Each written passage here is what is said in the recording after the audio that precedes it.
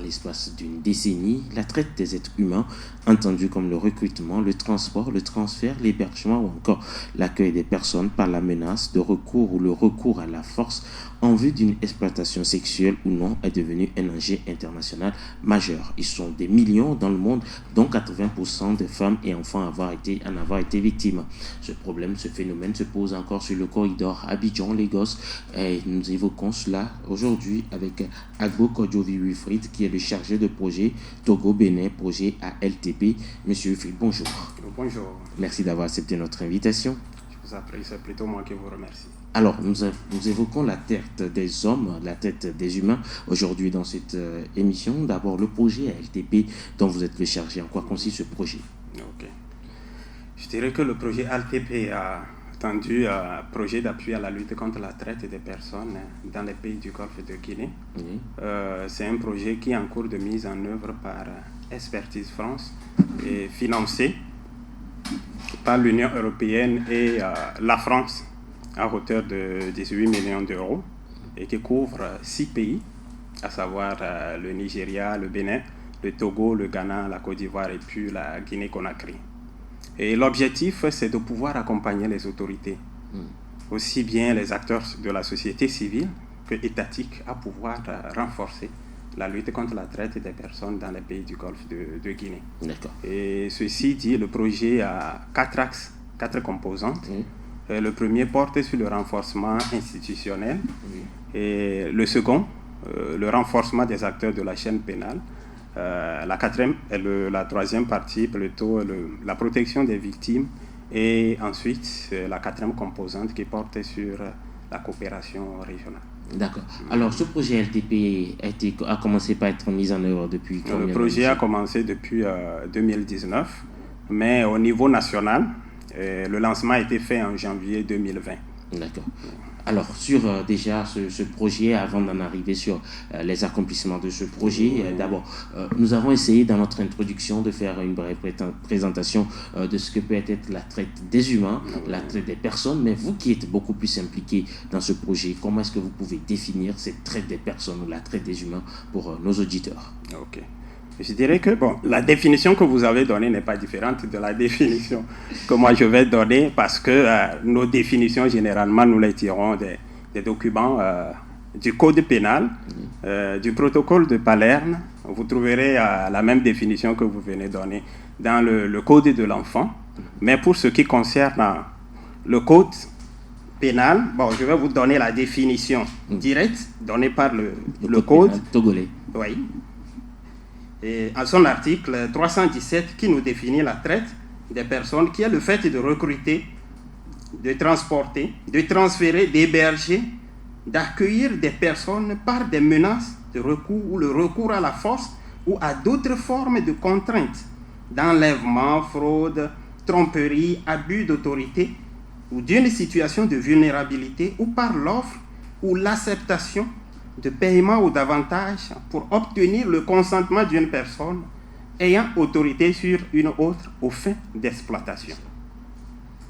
C'est la définition donnée par le Code pénal togolais. Et donc, sous cette forme, vous verrez dans la définition de la traite 3 éléments qui constituent la traite. Donc, il y a le premier élément qui est l'acte, qui peut être soit le recrutement, soit le transport, l'hébergement, l'accueil ou le transfert. Maintenant, le deuxième élément, c'est le moyen que vous utilisez pour pouvoir obtenir peut-être le consentement ou la disponibilité de la personne. Et maintenant, le troisième élément, c'est l'exploitation. Est-ce qu'on ça dit que ces 3 éléments doivent être constitués pour qu'on parle de la traite des hommes, ou alors un seul élément de ces 3 actes suffit? Pour définir la traite, pour dire que cette personne est victime de traite, il faut regrouper forcément les 3 éléments. L'acte, le moyen et la finalité. Maintenant, lorsqu'on parle des enfants, le moyen est indifférent. On ne tient pas compte du moyen. Lorsqu'on parle des enfants, comme tout être humain défini par le code... On suppose que l'enfant n'a pas de consentement. Justement. Et donc, il suffit d'avoir l'acte et puis la finalité pour parler de traite des enfants. D'accord. Alors, vous êtes sur un projet qui couvre 6 pays du Golfe de Guinée, comme vous l'avez dit. Alors, aujourd'hui, ce sont les femmes et les enfants qui sont plus concernés par cette traite. Vous confirmez? Oui. Alors, est-ce qu'on peut chiffrer le nombre de personnes concernées par la traite dans cette zone du golfe de Guinée? Bon, il faut dire que la traite des personnes est un phénomène très dynamique et d'abord qui est aussi très silencieux. Et la détection, l'identification des personnes victimes est souvent difficile à faire. Et les données que nous avons sont souvent des données qui constituent un peu la partie visible de l'iceberg. Et souvent, c'est des estimations qui sont faites par rapport aux personnes victimes, au nombre de personnes qui sont victimes. Comme vous l'aviez dit déjà dans la partie introductive, nous avons des millions, je ne peux pas vous donner aujourd'hui un chiffre exact de personnes victimes. Si on ne prend que le golfe de Guinée, on sait qu'il y a quand même un mouvement migratoire assez important au niveau des pays du golfe de Guinée. Pour ce qui concerne les victimes de traite, il y a des milliers de cas qu'on peut estimer. Mais avoir aujourd'hui des données exactes sur le nombre de victimes, ce serait difficile à donner. Si je prends le cas du Togo, on ne peut que se référer au cas d'enfants, de femmes, de jeunes pris en charge par les différentes structures qui peuvent se chiffrer peut-être à une centaine ou 150 de cas identifiés et accompagnés. Mais ça ne veut pas dire que le nombre de victimes n'est que ça. Parce qu'il y a un défi lié à l'identification des victimes. Ce n'est pas tout le monde qui arrive à reconnaître des cas suspects de traite. Justement, j'allais en venir, puisque ces traites, parfois elles sont internationales, ça part du Togo vers le Bénin ou vers le Nigeria, mais on sait également que les frontières de notre région, elles sont assez poreuses. Mais est-ce que les acteurs des douanes, de la police ou même de la gendarmerie au niveau des frontières sont-ils formés pour pouvoir détecter, ne serait-ce qu'un tout petit peu, le début d'une personne qui est en train de faire transiter, surtout un enfant, dans ces conditions? Oui, bon, je dirais oui et non. Parce que vous savez que lorsqu'on prend les officiers de police judiciaire, il y a une mobilité fonctionnelle qui est souvent remarquée à leur niveau. Ce qui veut dire que vous les formez 3 ans après, on les déplace du poste. Ce qui fait que le besoin en renforcement de capacité est toujours permanent. Et donc, il y a des acteurs qui sont formés au niveau des frontières, mais le besoin est toujours là. Il y a besoin de toujours les renforcer. Même ceux qui étaient formés avant ont besoin d'être recyclés parce que c'est un phénomène dynamique. Les acteurs, les criminels, les trafiquants utilisent des stratégies. À chaque fois, ils réfléchissent même, ils sont en avance, voilà, justement, sur les acteurs de lutte, de telle sorte que lorsque vous faites 2 pas, eux, ils ont déjà fait 5, 6 pas, jusqu'à ce que vous ne maîtrisez les différentes stratégies, ils sont déjà là. Ce qui fait qu'il y a un besoin permanent quand même de renforcement des capacités qu'il faut toujours développer. Mais du moins, ceux qui sont là aujourd'hui, on ne peut pas dire qu'ils ne sont pas outillés pour pouvoir identifier les personnes victimes de traite. Bon, au-delà de ça, dans les frontières, ce n'est pas seulement les frontières formelles que ces acteurs... D'ailleurs, ils n'utilisent pas les frontières formelles, Comme on l'a dit, nos frontières sont peureuses et il y a des voies dans les brousses qu'on utilise pour pouvoir traverser. Les lacs. Justement.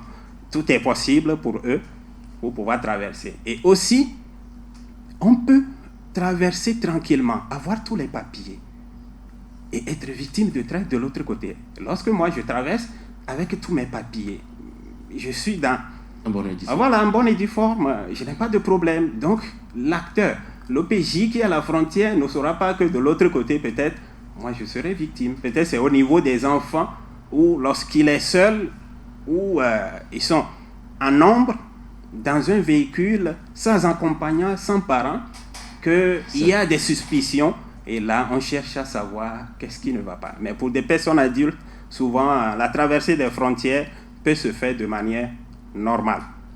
Et là, c'est un peu plus difficile, compliqué de pouvoir les identifier. Justement, on a parlé de ces criminels lorsqu'ils font 5 pas, nous traînons en affaire 3. Alors, est-ce qu'aujourd'hui, au niveau du projet ALTP, vous avez conçu peut-être quelques stratagèmes avec des témoignages? Est-ce que vous avez pu avoir des stratégies qu'utilisent ces criminels pour pouvoir s'organiser et accomplir leur basse besogne? Ok. Et on disait tantôt, dans la définition de la traite, déjà, nous avons les moyens que ces acteurs utilisent pour pouvoir faire le recrutement, le transfert, pour pouvoir mettre en place le réseau. tout, voilà, leur réseau. Le réseau est mis en place pour recruter, transporter et aller exploiter. Mais dans ces moyens, bon, ils utilisent la fraude, la tromperie. Aujourd'hui, ce qui est à la vogue, c'est de l'offre d'emploi. Surtout si nous prenons des cas de nos sœurs, de nos frères qui vont au Liban, dans les pays du Golfe, on te miroite des salaires mirobolants et tu es pris dans le piège. Et il met en place tout un dispositif de manière à circonscrire les informations afin que tu le partages avec les autorités, avec l'inspection du travail qui peut par exemple demander le contrat du travail, dans quelles conditions tu vas aller travailler. Et dès qu'on est emballé dans le salaire, on ne regarde plus ces différents aspects, eh bien, la victime suit, on a l'impression que ces trafiquants, je ne sais pas s'ils droguent psychologiquement, s'ils envoûtent d'une manière ou d'une autre leurs victimes, bon, ils les suivent sans trop réfléchir. Et puis c'est à la destination qu'on se rend compte que je me suis mis dans un cercle infernal qui n'a pas justement d'issue. Et aussi, au niveau du projet, bon, ce que le projet a fait, c'est de pouvoir renforcer, comme on a tantôt dit, les différents acteurs de la chaîne pénale, les OPJ, de manière à pouvoir identifier les cas de suspicion de traite au niveau des frontières, non seulement au niveau des frontières, mais lorsqu'ils font leur patrouille, parce que ce n'est pas seulement la frontière qu'on identifie, mais il y a la situation d'exploitation également, où on peut identifier surtout les victimes. Dans les zones de départ également, déjà la manière dont le projet de départ est préparé peut être des éléments qui peuvent donner des indices, des indicateurs qui peuvent attirer l'attention et permettre de poursuivre les enquêtes afin de voir est-ce qu'il n'y a pas déjà une forme de traite qui se prépare. Donc, les différents acteurs sont formés sur ces différents aspects afin de pouvoir savoir à quel moment le recrutement se fait, les voies qu'ils utilisent pour le recrutement. Aujourd'hui, nous avons le TikTok, nous avons WhatsApp, voilà, le Facebook, tout est développé aujourd'hui. Ils utilisent tous ces moyens pour pouvoir, même les bouches à oreille, même les frères interposés, les sœurs interposées qu'on utilise pour faire le recrutement. Ils ont toutes les stratégies possibles, de sorte que vous ne puissiez savoir que ça c'est un cas de traite, parce que c'est ton frère qui vient de te le dire, qui a cette opportunité, qu'il est convaincu, mais tu vas le croire sans trop réfléchir. Il y a eu un cas, d'un ami directement, qui a été contacté de la Côte d'Ivoire. C'est un ami qui était ici ensemble à Lomé. Après, il s'est fait qu'il a trouvé du boulot en Côte d'Ivoire et puis il est parti. Mais quelques temps après, il appelle son ami pour lui dire que non, qu'il y a d'opportunités de venir et qu'ils peuvent se charger de tous les frais de voyage et tout ce qu'il faut, son installation, le logement, tout peut se faire. Bon, étant un ami fidèle, lui n'a pas trop réfléchi, il a commencé par rentrer dans le jeu, il préparait. Mais arrivé à un moment, j'ai demandé, combien tu vas payer? On lui a dit que tu dois payer au moins un truc de 600 000, comme ça. C'est tous les frais. Quel est le travail que l'autre fait de l'autre côté? Il dit que non, que c'est dans le BTP. Bon, ok, dans le BTP. Est-ce que tu as eu des informations sur ton employeur, les conditions dans lesquelles le travail va se faire? Bon, il m'a dit que non, il n'a pas eu trop d'informations. Comme étant un ami, l'autre aussi était déjà en train de travailler, gagner sa vie, parce qu'il bavait tous ici. Et donc, lui, il a confiance que ce qu'il dit est vrai. Je lui ai demandé, non, mais il faut quand même bien fouiller. La confiance n'exclut pas le contrôle. Il faut fouiller. Et c'est dans les entretiens que finalement, l'autre lui a dit, au fait, qu'est-ce qui s'est passé? Lui aussi a été amené par un ami. Et lorsqu'on vous amène là-bas, le travail promis n'existe pas.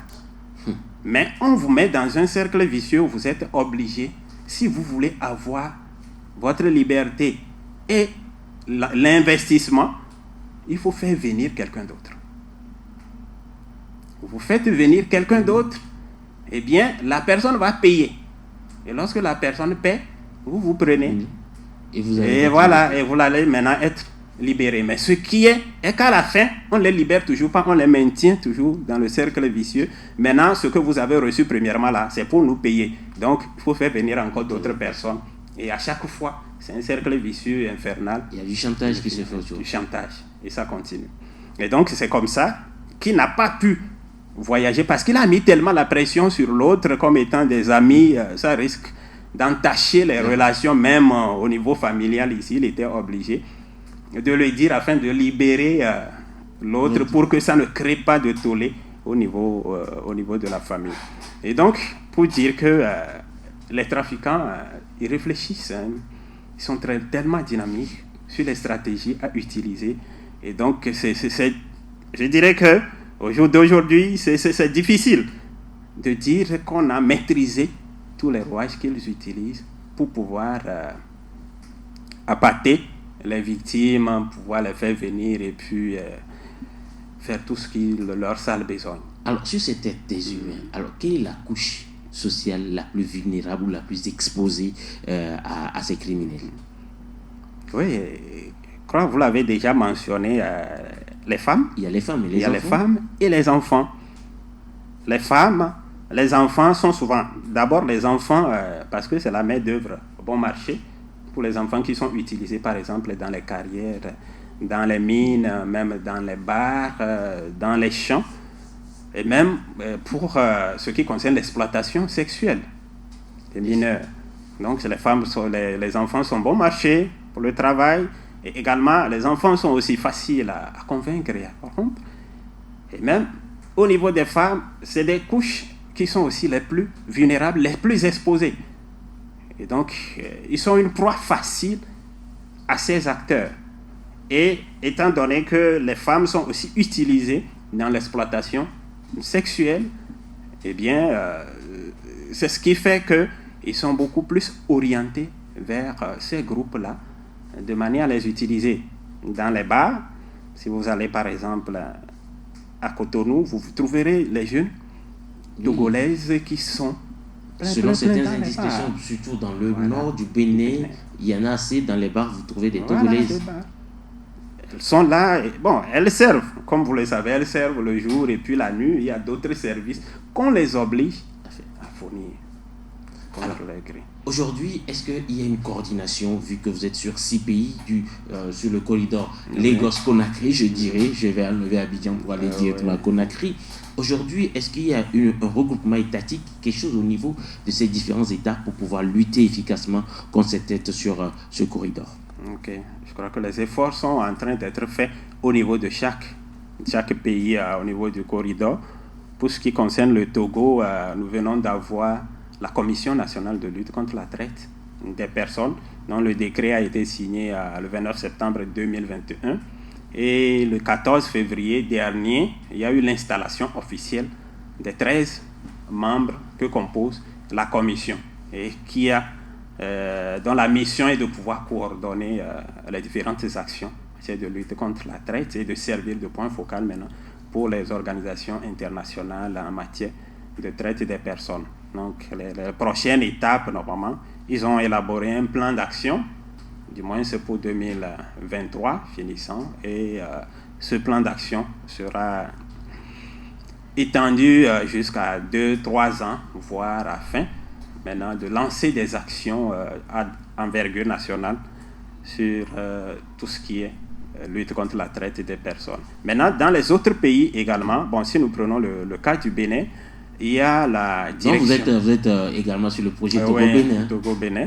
Donc, il y a la Direction générale de l'évaluation de l'Observatoire du changement social, et qui est l'organe coordonnateur de la lutte contre la traite des personnes au niveau du Bénin. Il faut dire que on n'a pas encore là une commission nationale. Mais en attendant que le décret ne soit signé, il y a quand même la direction là qui a su la coordination et qui avait élaboré déjà une politique assortie d'un plan d'action. Il est vrai qu'eux, ils n'avaient pas de commission, mais ils ont un pas d'avance sur nous. Ils avaient élaboré un projet de politique et puis assorti d'un plan d'action.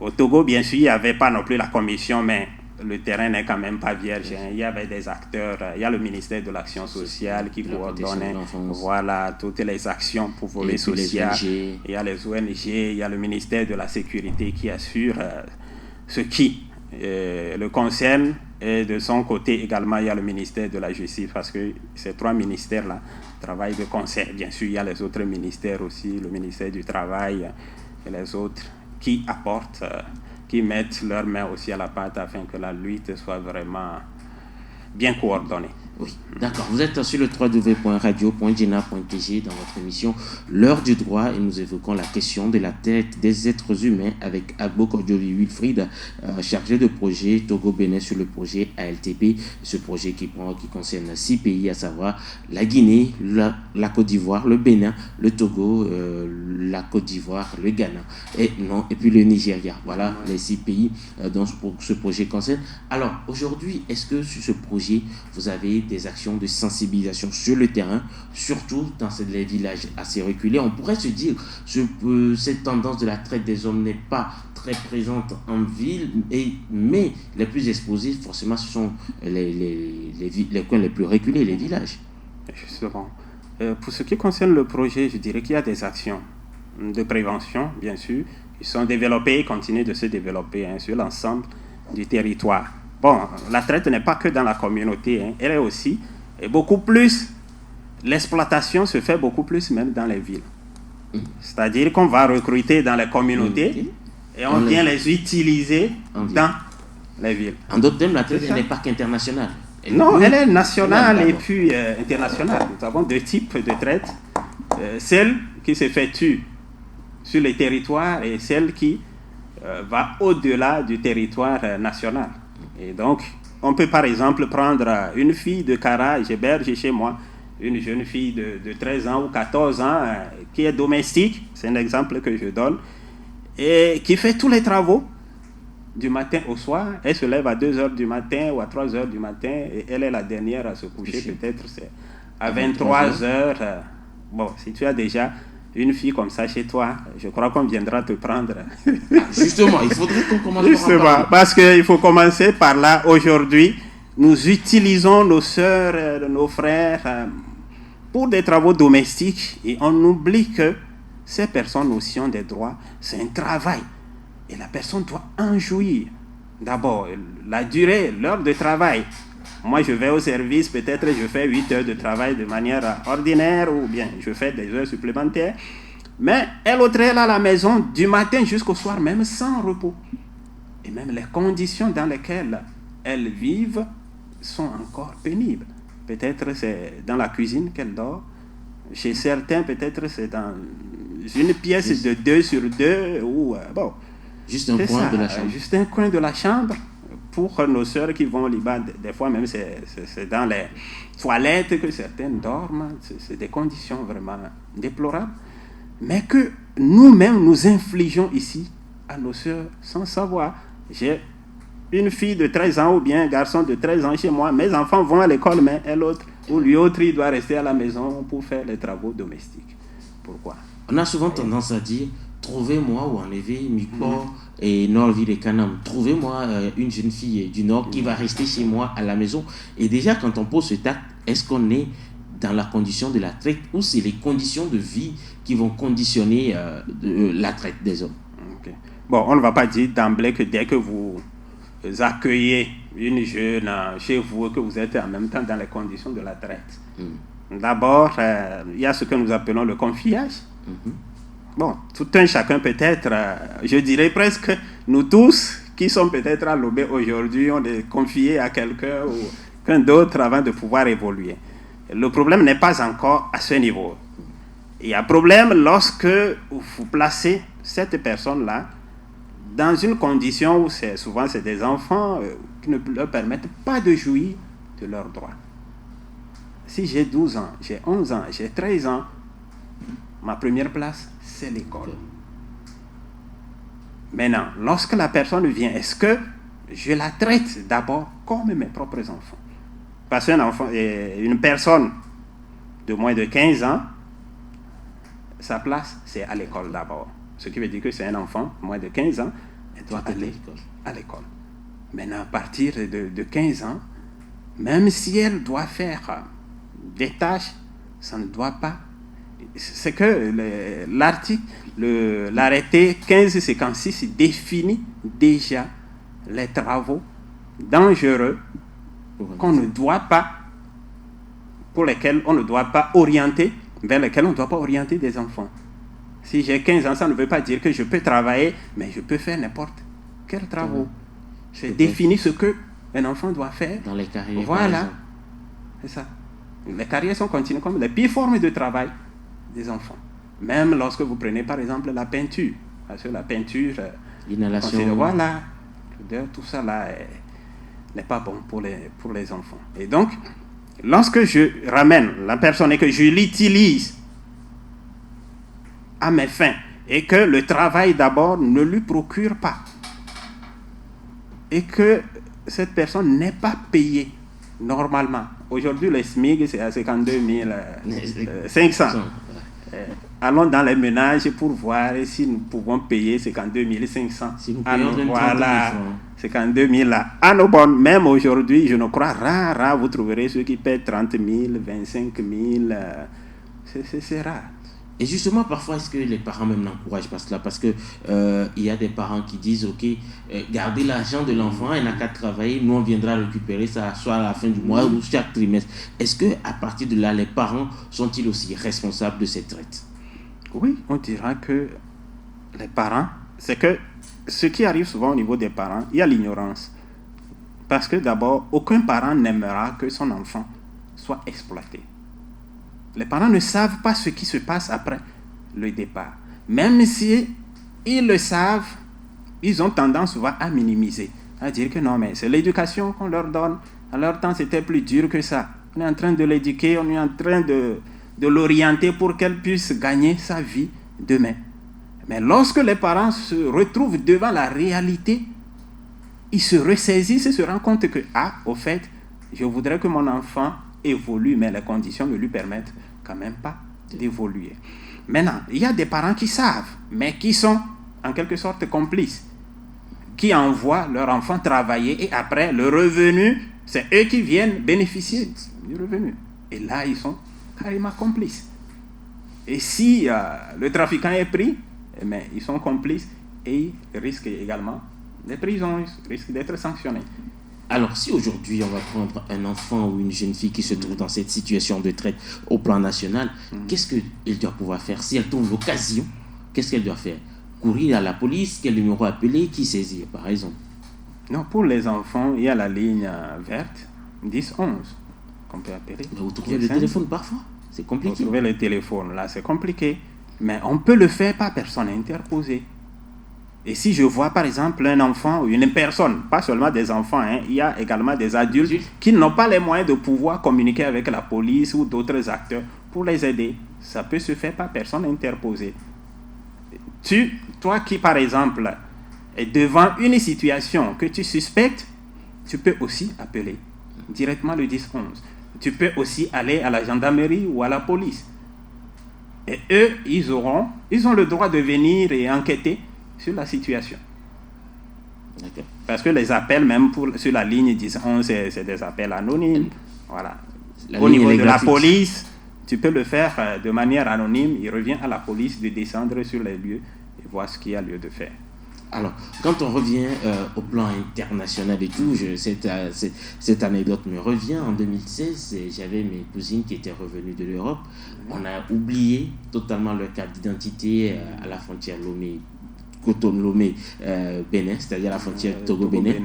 Mais je suis resté là-bas avec les enfants pendant 2 heures. Elles étaient toutes mineures. Elles avaient commencé à pleurer parce qu'à un moment donné, on me suspectait comme quoi il a fallu peut-être qu'on aille rechercher les papiers avant de passer. Et aujourd'hui, est-ce qu'il ne faudrait pas encourager les parents à établir très tôt les cartes d'identité à leurs enfants pour éviter peut-être ces genres de trafic international? Je crois que si vous êtes dans les conditions de déplacement de vos enfants, je crois que la bonne manière, c'est de pouvoir établir les pièces d'identité. Parce que moi, même si je me déplace aujourd'hui sans les pièces qui prouvent que je suis le papa de tel enfant, arrivé à la frontière, on va m'interpeller. Et ils sont en plein droit, ils sont dans leur travail. Tout ça, là, c'est pour lutter contre le crime. Donc, c'est bien de pouvoir établir des pièces. Et aujourd'hui même, il y a certains enfants qui n'ont même pas encore la naissance. Vous voyez, c'est un peu déplorable.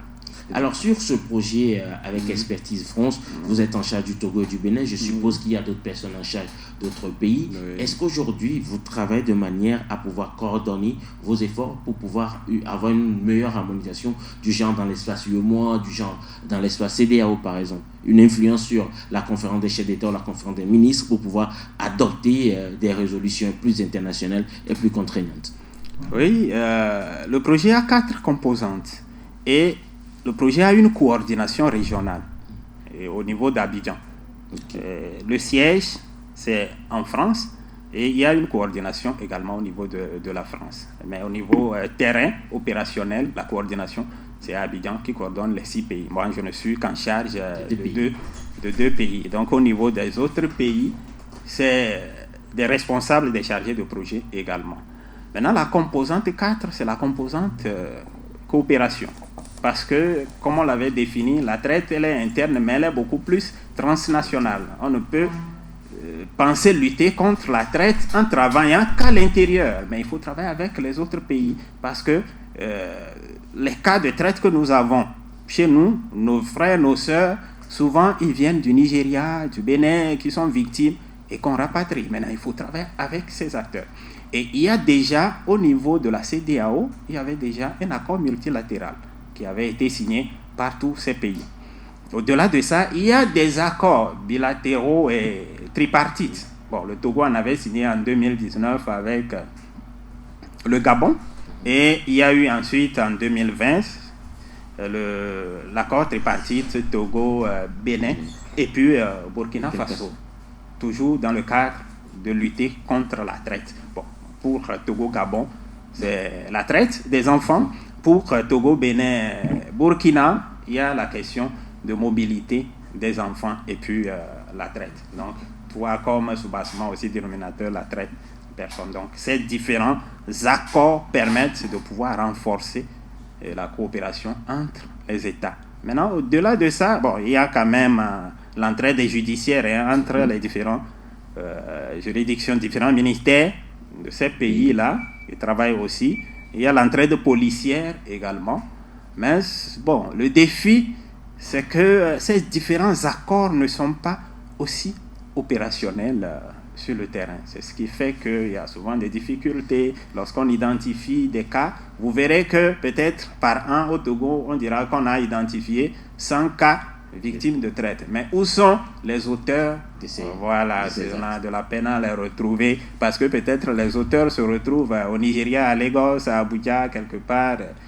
Il n'y a aucune poursuite parce qu'on n'a pas recherché à savoir où est-ce qu'ils sont. On se limite juste à libérer les victimes. Vous dites? On se limite juste à libérer les victimes. À libérer les victimes, à prendre en charge les victimes.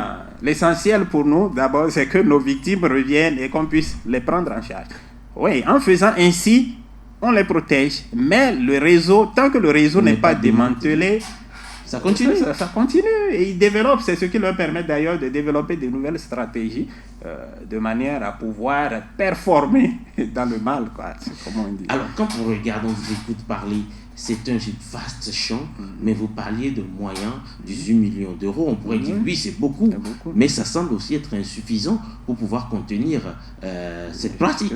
Ah oui, d'ailleurs, c'est insuffisant. Et c'était sur 4 ans. C'était développé le projet pratiquement à la fin. Voilà, le projet pratiquement à la fin en 2023. Donc, il y aura une seconde phase qu'on est en train de préparer, mais pour le moment, il n'y a pas. OK. Mais lorsque vous répartissez sur les 6 pays ces fonds avec tout ce qu'il y a comme besoin sur le terrain, j'ai pris tout à l'heure 4 composantes. Si on prend le renforcement institutionnel, par exemple, la commission qui est mise en place doit être renforcée. Il y a des actions préventives qu'il faut développer. Il faut mettre en place un système de base de données. On cherche des chiffres. Pour pouvoir convaincre les décideurs, il faut des données pour leur prouver que réellement c'est une réalité et qu'il faut que le politique puisse réfléchir de manière à trouver des solutions, de manière à apporter des financements à pouvoir lutter contre ce mal. Et le volet renforcement judiciaire également, les acteurs. C'est tout un vaste champ. La communication autour, la sensibilisation. Tout. Alors, comment est-ce que vous faites pour trouver d'autres moyens complémentaires par rapport à ça? Ou bien vous lancez, peut-être c'est aussi l'occasion de lancer un appel à d'autres personnes qui vous suivent, que ce soit des personnes individuelles ou des personnes morales qui voudraient vous accompagner? Oui, je crois que c'est l'occasion. Pour ce projet, c'est l'Union européenne qui a financé majoritairement et c'est la contribution aussi de la France pour pouvoir couvrir les deux pays, parce que dans le financement de l'Union européenne, le Togo et le Bénin n'étaient pas pris en compte. Et donc, la France a contribué. Ce serait bien si d'autres bailleurs, d'autres partenaires également peuvent contribuer de manière à vraiment renforcer la lutte. Parce que tous ces acteurs qui sont mis en place aujourd'hui, si je prends le cas de la Commission nationale de lutte contre la traite, mise en place au niveau du Togo, mais ils ont élaboré un plan d'action. Le plan d'action a besoin d'être financé. Ça, pour pouvoir développer des actions. Au-delà de la commission nationale, il y a les déclinaisons au niveau préfectoral. Il y a les commissions préfectorales et tous ces acteurs ont besoin de moyens pour pouvoir travailler. Et non seulement on parle de moyens financiers, mais il faut que les tests aussi puissent accompagner. Par exemple, dans le décret portant création de la commission, il y a quand même un article qui demande à ce que l'État puisse mettre un budget, une ligne budgétaire pour pouvoir accompagner la commission. Maintenant, au-delà de ce que l'État va mettre, il faut que les autres partenaires, bien sûr, il y a l'UNICEF qui accompagne pour le volet enfant, il y a l'OIM aussi qui accompagne. Voilà, donc s'il y a d'autres acteurs également, même des personnes de bonne volonté, on sait qu'il y a des grands qui sont là, qui peuvent même, si ce n'est pas au niveau d'Expertise France, il y a d'autres acteurs qui sont sur le terrain, des ONG. Et justement, pour ces ONG, on remarque que parfois vos actions sont disparates. C'est parce que vous n'êtes pas peut-être synchronisés, toutes ces organisations, avec tous ces projets pour pouvoir mener une lutte assez efficace.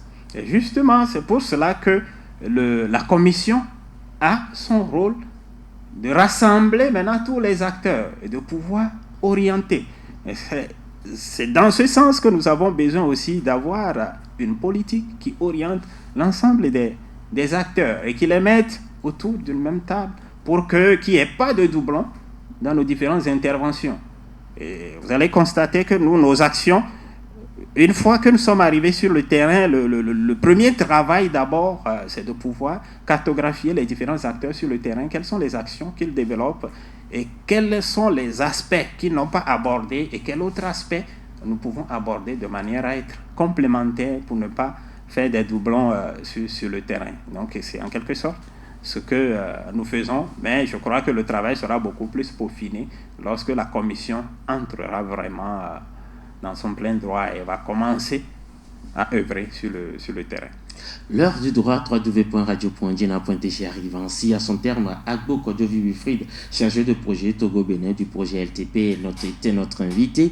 Alors, quel sera votre mot de la fin? Un appel peut-être aux familles, un appel aux partenaires, ou quel sera votre mot de la fin pour cette émission sur Radio Djena?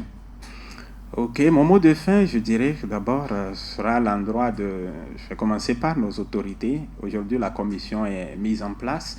Nous avons besoin que cette commission soit beaucoup plus opérationnelle sur le terrain, de manière à mieux coordonner les actions de lutte. Et à l'endroit de ceux qui sont sur le terrain, les acteurs et nos parents, je leur dirais que la traite des personnes est une réalité. Avant qu'une personne ne se déplace pour un mouvement, que ce soit dans le cadre de recherche d'emploi, de tout ce qu'ils veulent entreprendre à l'extérieur, surtout pour des cas d'enfants, il y a des autorités qui sont là, la Direction générale du travail qui est là, ils n'ont qu'à s'adresser à ces acteurs de manière à être mieux orientés. Et à nos enfants, nos sœurs et autres, les acteurs sont dans les communautés, ils peuvent s'adresser à ces acteurs pour être mieux orientés. Et lorsqu'on a des cas de suspicion de traite, il faut les dénoncer, il faut les signaler. La police est à côté, 10, 11, les acteurs sociaux sont dans les communautés, on peut leur filer l'information et puis eux, ils feront le reste. Voilà, vous pouvez toutefois aussi contacter Radio Djinna sur le 90 13 89 94 pour pouvoir dénoncer ces actions, ces têtes de personnes. Rappelez-vous, bien sûr, Radio Djinna, c'est la radio de la protection des droits de l'enfant, de la femme et des droits humains. L'heure du droit de ce jour a abordé la question de la traite des êtres humains. Nous vous donnons rendez-vous la semaine prochaine pour aborder une autre question du droit dans la cité. Je suis Liatico, portez-vous bien. Ciao, ciao.